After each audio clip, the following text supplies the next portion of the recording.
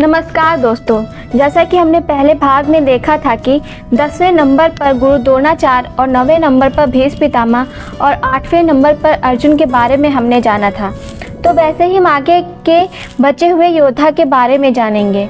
तो दोस्तों, जिन्होंने भी इन योद्धाओं के बारे में पता नहीं है वह पहला भाग जरूर देखें। तो चलिए अब वीडियो को आगे बढ़ाते हैं। नंबर 7 पर है एकलव्य। एकलव्य महाभारत काल के श्रेष्ठ धनुर्धर थे। जब गुरु द्रोणाचार्य के पास एकलव्य शिक्षा के लिए गए थे तब गुरु द्रोणा ने उन्हें शिक्षा देने से इनकार कर दिया था। इसके बाद एकलव्य ने गुरु द्रोण को गुरु मानकर वन में धनुर्विद्या का अभ्यास करना शुरू कर दिया था। जब कौरवों और पांडवों में से किसी को भी शब्दभेदी बाण चलाना नहीं आता था तब एकलव्य अपने अभ्यास से ही शब्दभेदी बाण चलाना सीख गए थे। उनकी धनुर्विद्या को देखकर अर्जुन को भी डर लगने लगा था कि एकलव्य ही सर्वश्रेष्ठ धनुर्धर थे। लेकिन दोस्तों, एक समय गुरु दक्षिणा के नाम पर गुरु द्रोणाचार्य ने एकलव्य का अंगूठा ही कटवा दिया था। लेकिन इसके बाद भी बिना अंगूठे के एकलव्य बाण चलाना सीख गए थे। दोस्तों, एकलव्य इतने शक्तिशाली थे कि भगवान श्री कृष्ण को एकलव्य का वध करना पड़ा था। एकलव्य के बारे में भगवान श्री कृष्ण ने कहा था, अगर एकलव्य का अंगूठा ना कटा होता तो एकलव्य दूसरे परशुराम बनकर जंगल में घूमते रहते और दानव, राक्षस और ना ही देवता कोई भी उनको परास्त नहीं कर पाता। कोई मनुष्य तो उनके सामने खड़ा ही नहीं हो पाता। भगवान श्री कृष्ण ने जिस धनुर्धर की तुलना भगवान परशुराम से की थी वे कितने शक्तिशाली थे आप सोच सकते हैं। तो दोस्तों, 6 नंबर पर है बर्बरीक।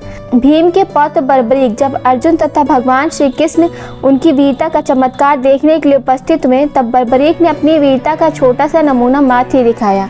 जब भगवान श्री कृष्ण ने कहा कि यह जो वृक्ष है इसके सारे पत्तों को एक ही तीर से छेद दो तो मैं तुम्हें मान जाऊंगा। बर्बरीक ने आज्ञा लेकर तीर को वृक्ष की ओर छोड़ दिया। जब तीर एक एक कर सारे पत्तों को छेदता जा रहा था, इस दौरान एक पत्ता टूटकर नीचे गिर पड़ा। श्री कृष्ण ने उस पत्ते पर यह सोचकर पैर रखकर उसे छुपा लिया कि वह छेद होने से बच जाएगा।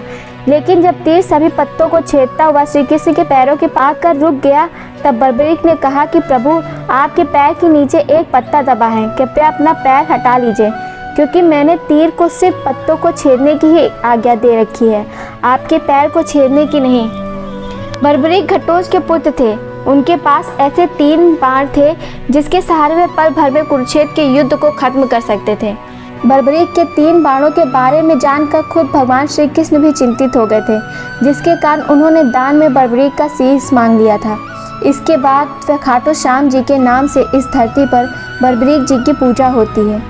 दोस्तों, नंबर 5 पर है मेघनाद। रावण के पुत्र मेघनाद महावीर थे। उसने ब्रह्मा, विष्णु और महेश की तपस्या कर वरदान प्राप्त कर लिया था। उसने इस पराक्रम से देवताओं को परास्त करके देवराज इंद्र को भी बंदी बना लिया था, जिसके चलते इनका नाम इंद्रजीत पड़ा। उनके पास ब्रह्मास्त्र, वैष्णव अस्त्र और पशुपात्र इन तीनों अस्त्रों का ज्ञान था। लक्ष्मण जी के साथ उसने लक्ष्मण जी पर ब्रह्मास्त्र और पशुपात्र चलाया था। उसे लक्ष्मण जी ने शांत कर दिया था। लेकिन युद्ध के दौरान एक समय उसने अपना नागपाश अस्त्र चला दिया था, जिससे लक्ष्मण जी और राम जी दोनों को बंदी बना लिया था। उसने उसी युद्ध में लक्ष्मण जी को मूर्छित कर दिया था। मेघनाद ही रामायण काल के एकमात्र ऐसे योद्धा हैं जिसे अति महारथी योद्धा कहा गया है। दोस्तों, इसके बाद के योद्धाओं के बारे में हम अगले भाग में जानेंगे। अगर आपको वीडियो पसंद आई हो तो वीडियो को लाइक करें और कमेंट करके हमें ज़रूर बताएं कि आपको वीडियो कैसी लगी और बेल आइकन को दबा के रखें ताकि जैसे इसका अगला भाग आए तो उसका नोटिफिकेशन आप सभी को सबसे पहले मिल सके। धन्यवाद।